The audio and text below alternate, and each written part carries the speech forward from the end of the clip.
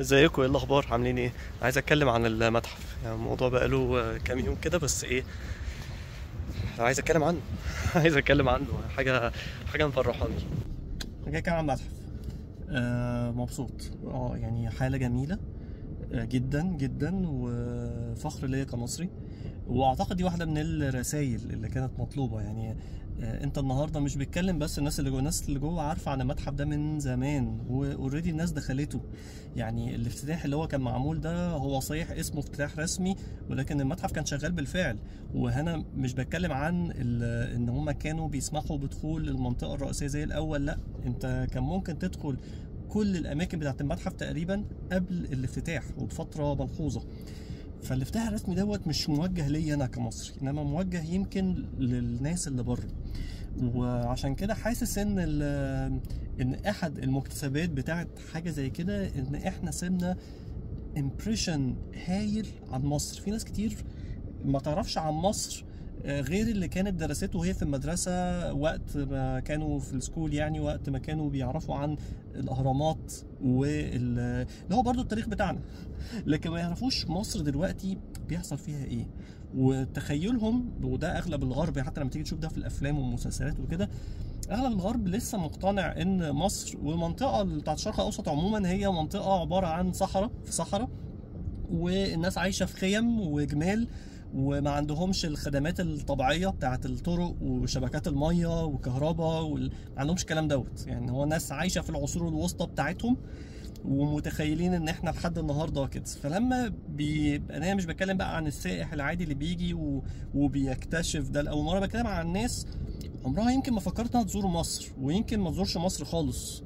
يبقى انا مش بتكلم عن السايح هنا، انا بتكلم عن البرسبكتيف بتاع البني ادمين عن الدوله المصريه. فشافوا ايه؟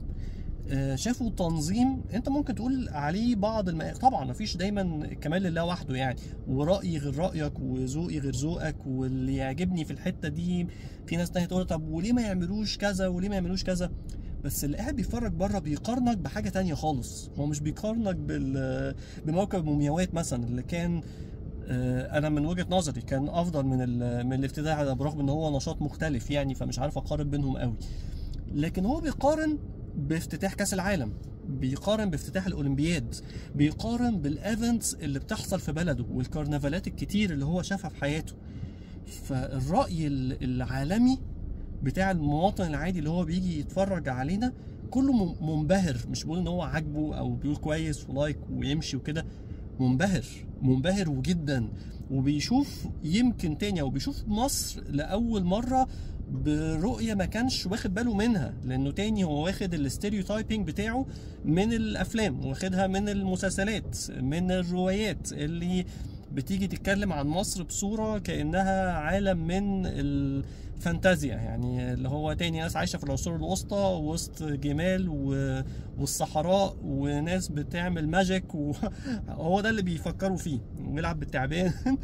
لكن مش شايف مصر الحضارة الجديدة، مش شايف دوت، ومش متخيله، ويمكن لأول مرة بيشوفه. وعايز اقول لك ان ده اغلب الناس. انا هنا بتكلم مش على مثلا الناس اللي اتفرجت على الحفله كل العالم اللي شاف الحفله واللي ما شافش، اغلبهم البرسبكتيف بتاعهم عن مصر مختلف عن مصر الحقيقيه. وعايز اقول ان التجربه المصريه مختلفه كمان عن المنطقه. يعني ما يعني هو مسيحنا كلنا على بعضنا، احنا كلنا شبه بعض، which is not true على الاطلاق. وفي نفس الوقت شاف ترندات قبل ما يجي يبص على الافتتاح. الترندات ديت بالنسبه له ملفته. احنا الترند بتاع مثلا اللبس المصري القديم ده، انا بالنسبه لي ترند كان جميل جدا. وعجبني انه تم توظيفه داخل الافتتاح بصوره مباشره في الازياء اللي هم استخدموها للناس اللي هي كانت جزء من الحفله او كده، او جزء من حفل الافتتاح نفسه والسيريموني نفسها او كده.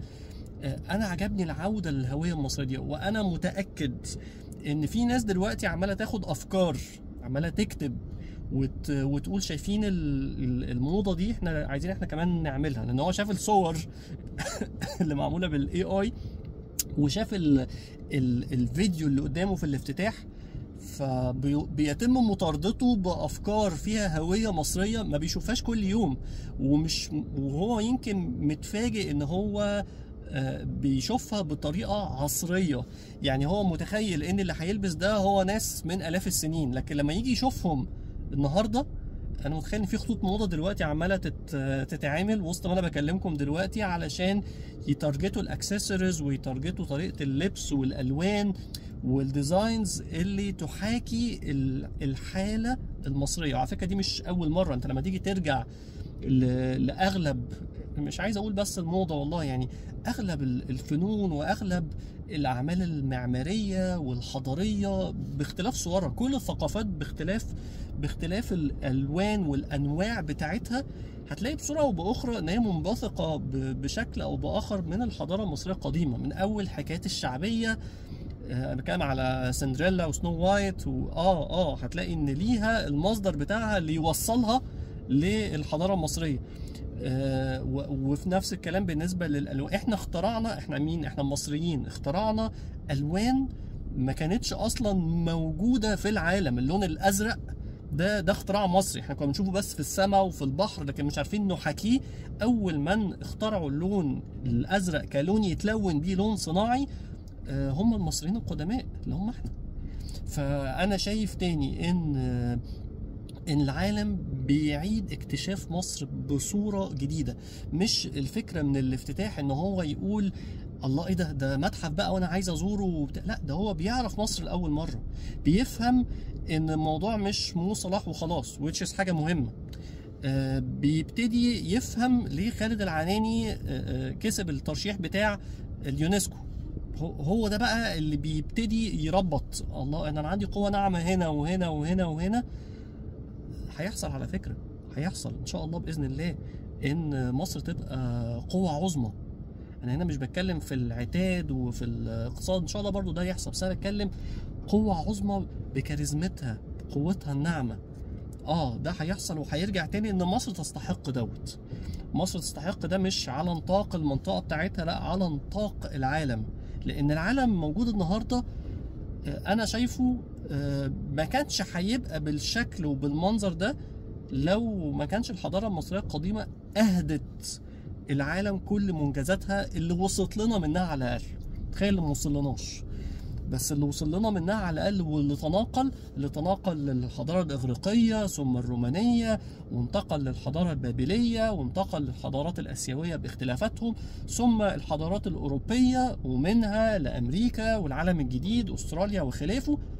لما تيجي تبص على المصادر بتاعت واحده من دي تاني هترجع وتلاقيها مصريه.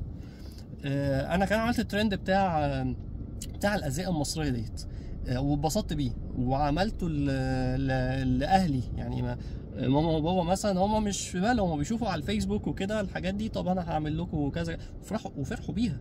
وهتلاقي اغلب الناس ليه الناس كلها كانت مقبله على حاجه زي كده، لانه ترند مبهج وفي نفس الوقت بيعبر عننا، مش غريب، مش مربوط بالعولمه فانت بتقلد الناس اللي بره، لا، ده ترند جاي منك انت اللي بتعمله وحبه لانه شبهك وفي نفس الوقت محليك. ليه محليك؟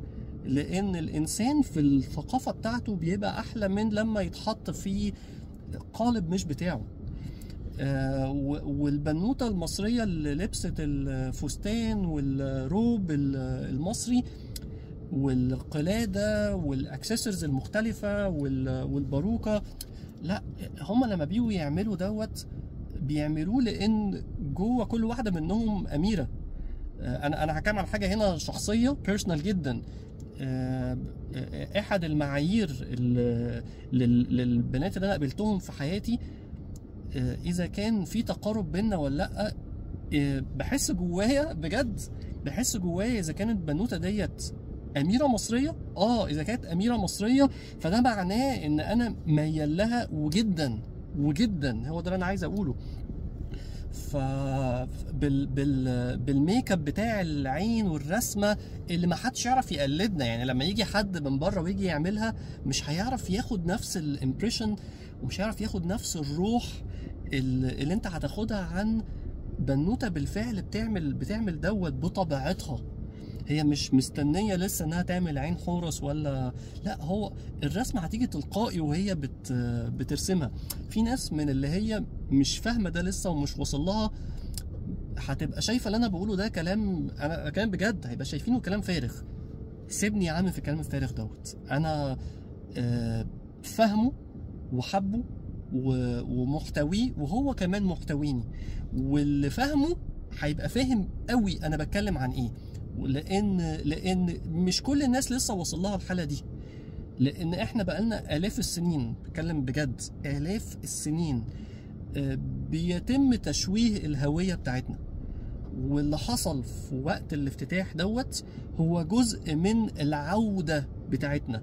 عايزك تتخيل ان احنا في فتره من الفترات احنا فقدنا كل ما نعرفه عن احنا كنا مين. مكناش عارفين حتى لغتنا ايه، احنا مش عارفين اللي مكتوب على الحيطان ديت ايه، بل اغلب اللي على الحيطان ده ما كناش لاقيينه، ما كناش شايفينه، كان مطموس وكان مغمور برمال ومدفون ومحدش عارف اي حاجه عن اصلنا، واللي يشوفها يقول اساطير لانه مش عارف الحقيقه ايه. ولحد النهارده مش عارفين الحقيقه كامله، بس ابتدينا نعرفها وابتدينا نفهم ان الشعور اللي جوانا ده مش شعور مزيف، لا احنا فعلا احفاد ناس عظيمه. واللي احنا بنعمله النهارده واي نجاح في حياتنا هو امتداد للعرق دوت، امتداد للجينات ديت. وانا هنا مش بتكلم عن الجينات البشريه اللي هو الدي ان ايه بتاعك، انا بتكلم على الثقافه دي. كل ما هو بيبني، كل ما هو بيعمل حضاره هو مصري بالتأكيد. ممكن يكون واحد قاعد النهارده في أوروبا ولا قاعد في أي بلد تيجي في دماغك وبيصنع حضارة، بس جزء من الحضارة ديت جاية من الثقافة بتاعة البناء ديت. ودي على فكرة أحد الرسائل بتاعة المتحف والافتتاح بتاعه، وقالها وزير السياحة دايركت لما كان بيتكلم في اللقاءات بتاعته التلفزيونية. كان بيقول إن الافتتاح بتاع المتحف دوت بيحاول يقدم كذا رسالة. واحدة من الرسالات دي إن إحنا المصريون البناؤون، هي دي إحنا جايين نبني. الثقافة بتاعتنا هي ثقافة بناء، احنا بنحمي مش بنهدم، احنا مش بنخرب، احنا بنحاول نتعلم دايما وبنحاول ننقل العلم دوت. وده اللي حصل زمان وبيحصل النهارده وهيحصل تاني طول ما احنا عايشين، طول ما حد مننا بينجح وبنفخر بيه، طول ما احنا بنحب المصرية بتاعتنا، الهوية ديت، طول ما احنا بنتمسك بالحضارة ديت، هنفضل دايما المصريين البنايين. واي حد مش عايز يبني براحته، واي حد مش حابب الهويه دي براحته، بس يسيب الناس اللي هي بتحبها تكمل في السكه ديت. انا سعيد، وكل اللي بقوله دوت ممكن ناس تقول يا افتتاح عمل حاجه زي كده. الافتتاح عمل اكتر من كده وبكتير، بس انا بحاول ابسط لك المشاعر اللي انا حاسسها من حاجه زي كده. وتاني عارف ان الافتتاح ما كانش كامل وبيرفكت، بالتاكيد في عيوب ودايما هيكون في عيوب، لان الاكسبكتيشنز بتاعتنا احنا عاليه. بس انا بقول لك ان تاني بص على تعليقات الاجانب، شوفهم بيقولوا ايه على المتحف، شوفوا على الانبهار اللي هم شافوه. هم مش مصدقين، ولحد النهارده بيتكلموا هم مش مصدقين ومش فاهمين ازاي ده حصل، وازاي هم ما بيعملوش حاجه زي كده. ارجع تاني لحاجه قريبه، ارجع لافتتاح اولمبياد باريس وكل الصرف اللي هم كانوا صارفينه دوت، ومش عارفين يعملوا 10% من اللي انت بتعمله. والتكلفه، شوف بقى فرق التكلفه قد ايه وانت تعرف دوت. واللي بيجي يتكلم عن النجاح بقى بتاع المتحف نفسه كفلوس، طبعا المتحف ده بيجيب ثمنه، بيجيب الناس اللي تقول لك والاكل، طبعا بيجيب ده وبيفتح وظائف، بيجيب ارباح. وهنا مش بتكلم على عدد التذاكر، الناس اللي بتخش للمتحف كام، وتشيز حاجه كبيره على فكره، ولكن كميه الناس اللي بتسمع عن مصر عايزه تيجي مصر، زياده سياحه، عدد الفنادق اللي بتفتح، الصرف اللي بيصرفه كل سائح مش في التذكره بس، انما في الاقامه بتاعته، في الاكل والشرب، في الفسح بتاعته، في المواصلات بتاعته، كل الكلام دوت محطوط جوه ارباح المتحف. القوه الناعمه المصريه، اجي النهارده اقول انا رجل اعمال وعايز افتح حاجه في منطقه الشرق الاوسط، هفتحها فين؟